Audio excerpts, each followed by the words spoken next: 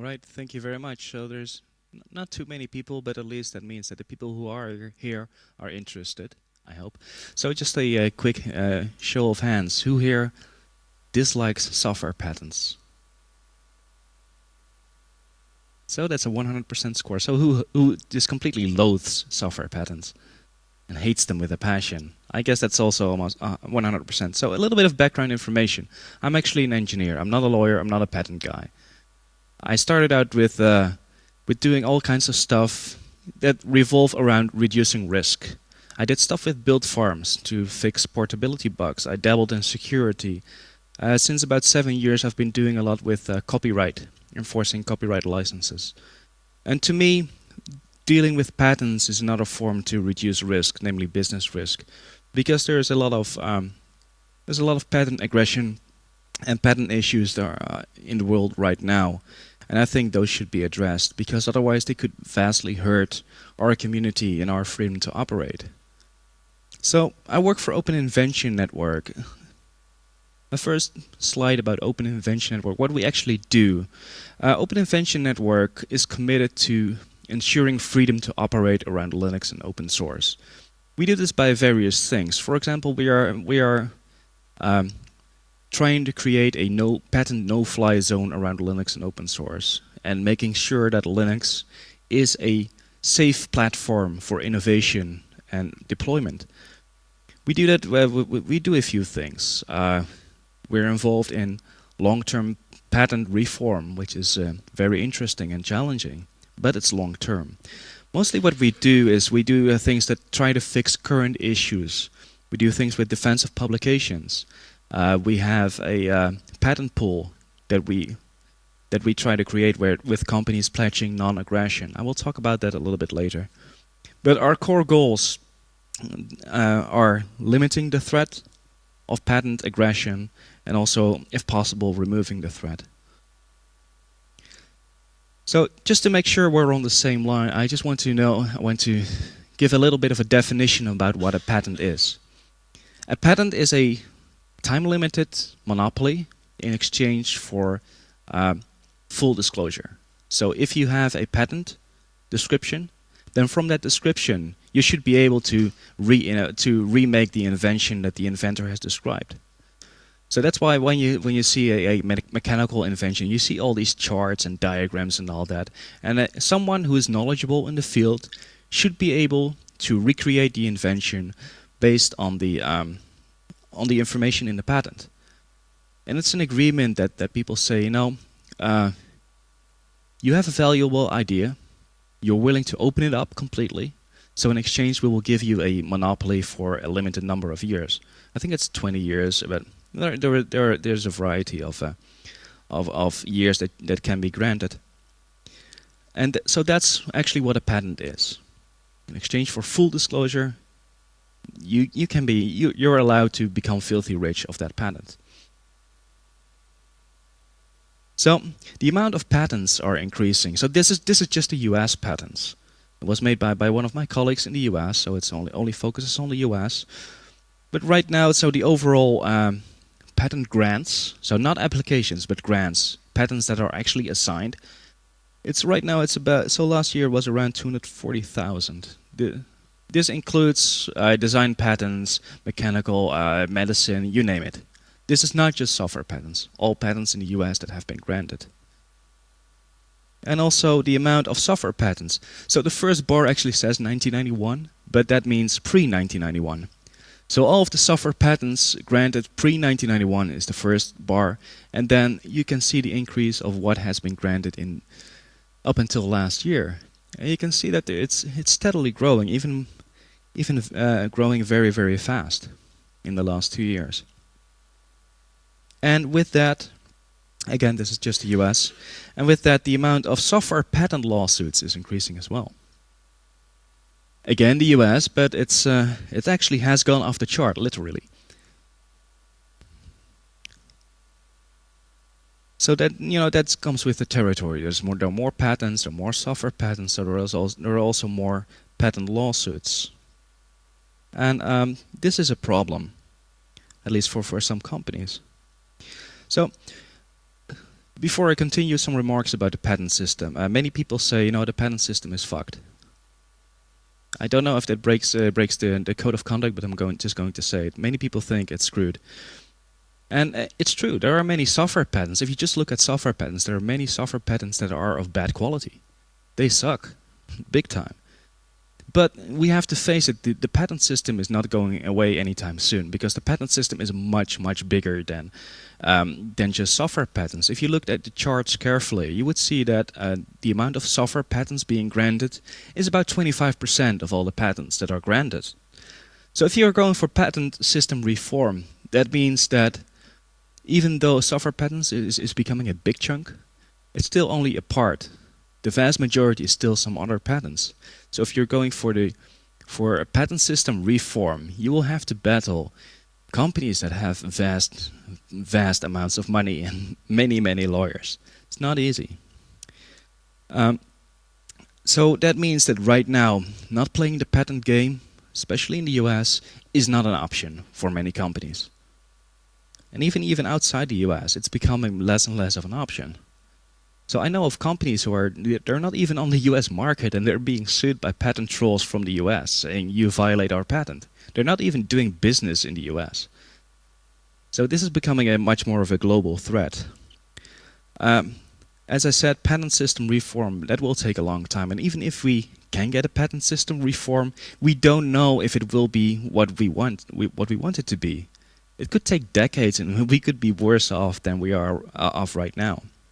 So we are trying with Open Invention Network, we're trying to work within the system and fix, we're much more focused on fixing current issues. So the software patents, as I said, they're often of bad quality. So what does it mean? First of all, I want to stress, I am not saying that there are good software patents. Open Invention Network is patent agnostic, but basically we don't care if there are patents or not. The only thing we care about is freedom to operate. But we do know that there are software patents that are of bad quality. Bad quality meaning they're trivial, they're not novel. There exists prior art, so the invention has been done before, or even the same method has already been patented by someone else. Or the claims are just too vague, too broad, and they seem to cover everything.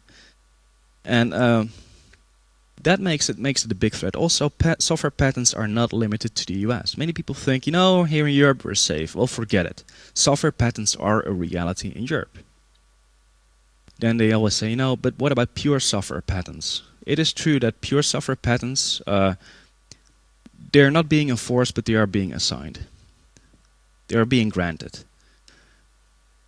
And within a few years, with all these bilateral agreements, I can tell you that there will be a point that software patents, pure software patents, will be enforced in Europe. I mean, there was this, were all these ACTA and its successor. It's gonna be a mess.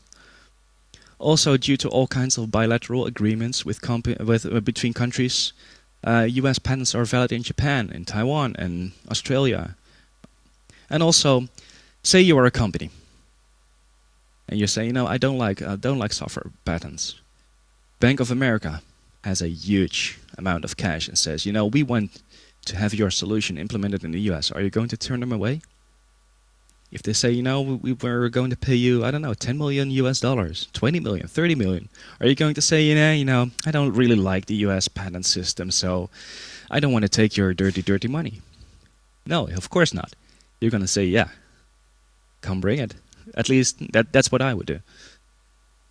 So far I know of, I think, about 2 companies who've said something like that. No, we don't want to do anything on the US market.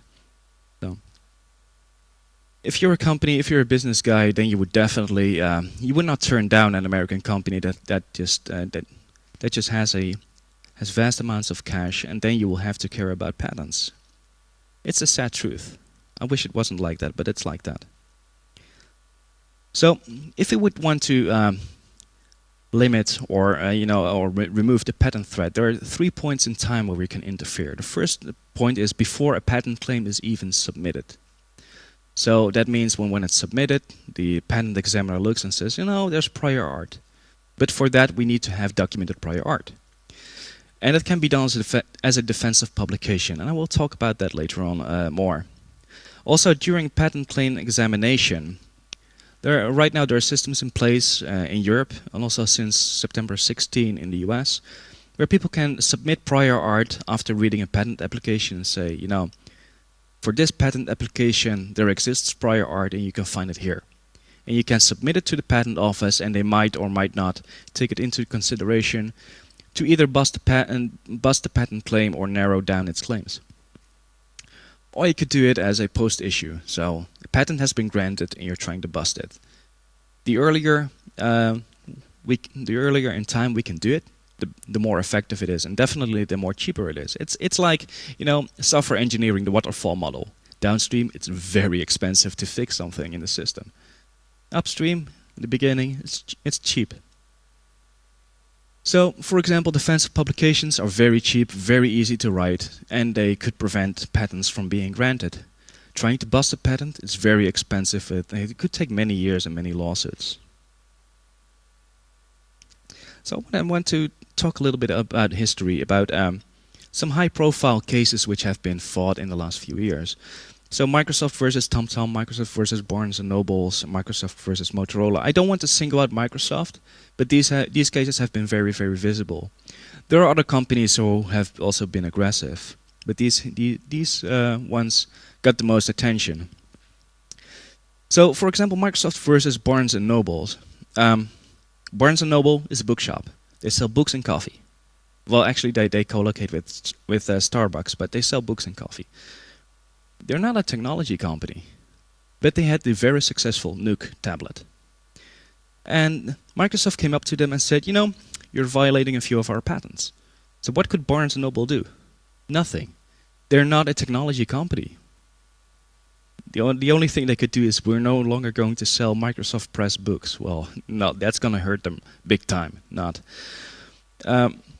So Barnes & Noble had no option but to settle with Microsoft. It was a very, very expensive lawsuit, and Barnes & Noble said, "No, we're going to fight this, fight this, fight this," and it was pretty sure they were. It was very clear they were going to lose. And then I think a few months ago, about 2 months ago, lawsuit was dropped. They signed an agreement, and the next version of the Nuke will not be running Linux. It will be a Windows tablet. So what Microsoft did, they used their patents to actually make Linux look unsafe and force a device off the market, a Linux device off the market, and have a bigger market share for the Windows tablets. That's what they did. Microsoft versus Motorola was also an interesting one. I will talk about that later on. But it was all about a few patents that Microsoft used extensively to push these cases, namely the FAT patents. They used a few ones which are about the FAT file system to wedge their way in and to make Linux look unsafe, because that's one of the strategies that companies who are doing patent lawsuits care about. Either they're into cash, or they want to force a product off the market, they want to make a competitor look unsafe, and create what they call a platform switch. So Linux is unsafe, switch to Windows, much safer. That's what some companies do. They use quite a few. They use the FAT patents, but what if these should never have been issued because prior art existed? So the Microsoft FAT patents, it's especially about one patent, VFAT. So those of you who used Windows, you probably know the 8.3 notation, which was then, they also had a longer notation where you could have arbitrarily long file names with the wiggle, the tilde. So they applied for a patent, and they actually got it. So they applied for it in 1996 and got it about 1.5 years later. And this patent was challenged by many people. Well, not by many people, but by a few companies. They challenged it and said, this is not novel, this is not original. There should be no patent. This patent should be bust. But it was upheld by various courts, which actually made the patent stronger, because then Microsoft said, these companies, they tried. They gave it their best shot. Didn't work. So they actually thought, we've got a really good patent. And this led to a lot more patent aggression from Microsoft against other businesses. But it was definitely not innovative. Because in 1992, Linus Torvalds, you might know him, he described a similar method for the Minix file system. He never implemented it, but there was someone who asked, how can we do long file names on Minix? And what he said was, we can have a magic cookie at the end, and when a program sees that, then it should look in the next inode, and then the file name will continue there. And that's exactly what Microsoft did. And this was 4 years before they filed the patent. So in the Microsoft versus Motorola case, this is the evidence that Motorola gave, and Linus had gone to court to give his testimony. And an administrative law judge from the Federal Trade Commission actually said this patent is not valid. Microsoft can challenge it, but when a administrative law judge of the Federal Trade Commission says patent not valid, it's very unlikely someone else will reinstate it. So this patent is gone. So what if the patent office had actually known about the idea that Linus had back in the day? Then they probably would never have granted the patent in the first place. But they didn't know, because they didn't know it existed. But if they had, there would have been a lot less FUD around Linux. The lawsuits that I mentioned earlier might never have happened, and Linux would have been a happier place. So the problem with the bad software patents is the patent examiner. I don't want to slag them personally, but they simply are overloaded. They're not domain experts, and they have very strict time constraints. So per patent, when a patent comes in, they have to read it, they have to examine it, see if there's prior art, send it back to the applicant, and that goes on a few times. And for a patent application, they have a few hours. So, but this is not every time the patent is sent back to the examiner. This is in total 7 to 8, maybe 10, 15 hours per patent over a period of a few years. So these guys are completely overloaded, and so they only do what they do is they have a few sources that they actually look at and say, can we do our sources cover this patent? Yes, no. Then they just tick the boxes. It doesn't cover. Do you want some water? You're fine? Okay. So they just tick the boxes, and if it said, we cannot find any prior art, they've done due diligence, patent is stamped, bang, granted. If only they had more sources or more easily accessible sources, then it would be a lot easier for them to stop bad patents. Because right now there's a lot of good prior art out there. But they don't see it. It's like dark matter to them. So these are some examples of prior art that are not typically searched by the patent office. Patent offices don't have time to go through conference proceedings of scientific conferences. And even so, I sometimes read those conference proceedings, and within 7 to 8 hours I cannot go through sometimes a single paper because it's just too tough. Things like technical reports, conference talks, blog posts, mailing list archives, and so on. These are typically not used. They only have a very limited set of sources. And this is a huge problem, because in here there is a lot of good prior art. So one of the things we do is, with Open Invention Network, we try to stimulate a concept called defensive publications, and to actually shine a light in this darkness. Defensive publications are written like a technical report, and we put them in a database that is searched by patent examiners worldwide. So we have something like, we put it in a database that's searched by 25 patent offices, including Europe, Japan, Taiwan, India, US, and so on. And basically, you should see a defensive publication as very explicit prior art, written in a certain way that's easy to search by a patent examiner. And they're easy to write. It takes a few hours to get started, and after that you just write them down very easily. And they avoid bad quality software patents. in the future. There are actually quite a few companies and individuals who write these, and you might see some names and think, why would these companies do that? Well, simple. Filing for a patent is expensive. It actually is, and there are some companies here who are doing many inventions. What they usually do, they have a core invention that they patent, and then they write defensive publications around that field, so no one else can sue them for something they have done around their core invention.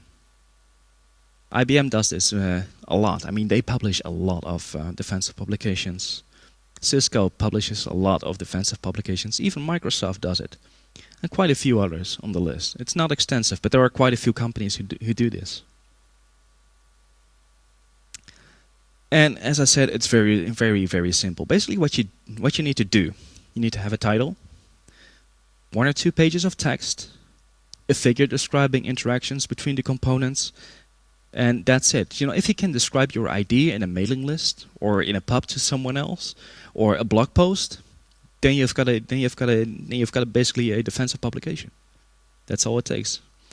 And if you're not confident that you can write one, we'll gladly assist. So here's an example. I don't expect you to read it. So this is one of the examples on the Linux Defenders webpage. As you can see, it's quite... so it has a title, a few paragraphs of text, and a figure, and that's it. That's what we put out to patent examiners worldwide and say, this is now explicit prior art. So then always is the question, when I'm talking to developers, they say, but the stuff that I'm making, it's trivial and it's not very novel and all that, and we don't care, So what is a good moment to write a defensive publication? And I always say, if it keeps you awake at night, if you cannot sleep anymore because you've got such a good idea, that's exactly a good moment to write a defensive publication. I mean, so the coders out there, you know that moment when you cannot sleep anymore and you want to tell all your friends at 4 a.m. like, this is what I've done, this is what I came up with. Do you think it's good? That's a really good moment. But any moment is basically okay to do it. So what's in it for you? Well, basically the main thing is freedom to operate around your own design, around your own invention, not getting sued for something you came up with. Fewer bad software patents that never should have been issued in the first place. That's in it for you.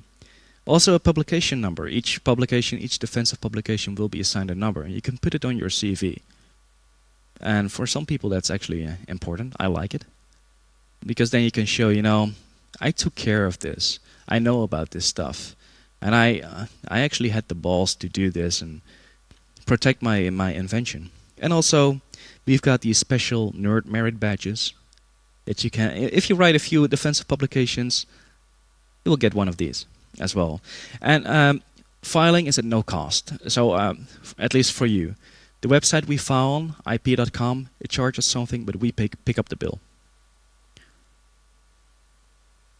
But that's not everything you can do. There's a lot more. If you don't like software patents, then there's a lot more that you can do.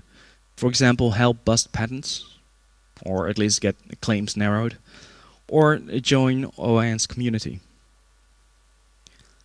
So since September 16, the US Patent Office, they actually allow people to submit prior art to the Patent Office for patent applications. This is called pre-grant submission. It's fairly new. We don't know yet how this will work out, but it came from an initiative called Peer to Patent, which we used to run together with a few other organizations. It is a step up from what it used to be, but still it's a bit limited. They allow up to 3 pieces of prior art per person without charge, and the Patent Office can always decide to ignore it. So we're currently playing with it a little bit, and we're going to run a few trials. And what we need to do is we want to work with people, with domain experts, to find some really good prior art.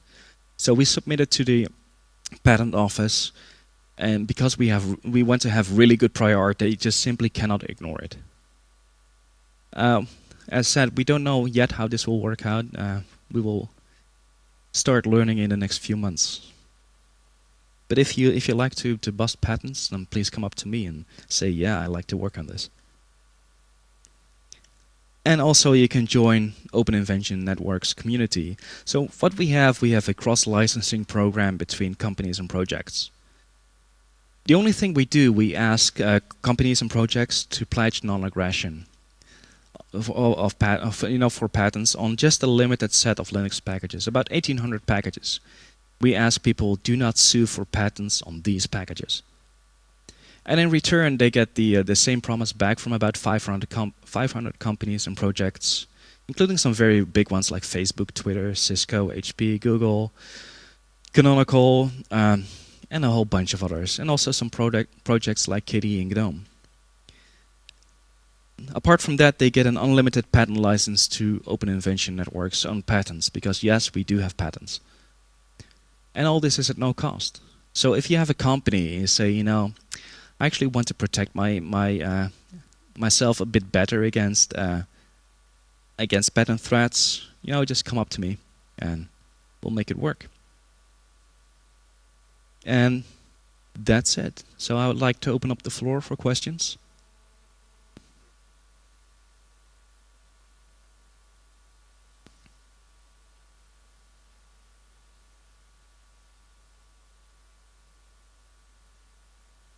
Any questions? Yes. Could you wait for the mic?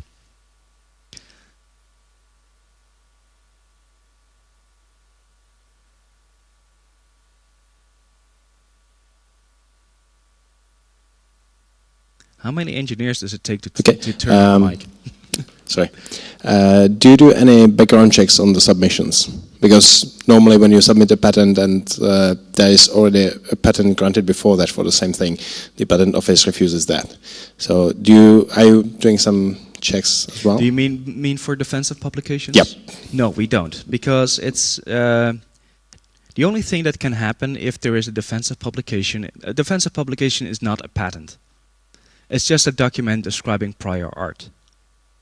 And we don't do background checks because, first of all, that would mean that we would have to be on the judge's chair, which we don't want to, because many patent claims are very vague. So what happens is that actually a judge has to rule whether or not a patent is infringed. We don't want to be in that position. Furthermore, the only thing that can happen is that if a defensive publication is submitted, for which already a patent exists, well, basically nothing changes because the patent was already there. So we cannot help to bust the old patent with it, with some new prior art. But we can prevent things from the future from happening. So yeah, that will be a little bit a waste of time and effort, but there would be no harm done. So we don't do background checks because defensive publications are much simpler. We don't want to do legal interpretation. So. And there's no real harm done if there is already a patent.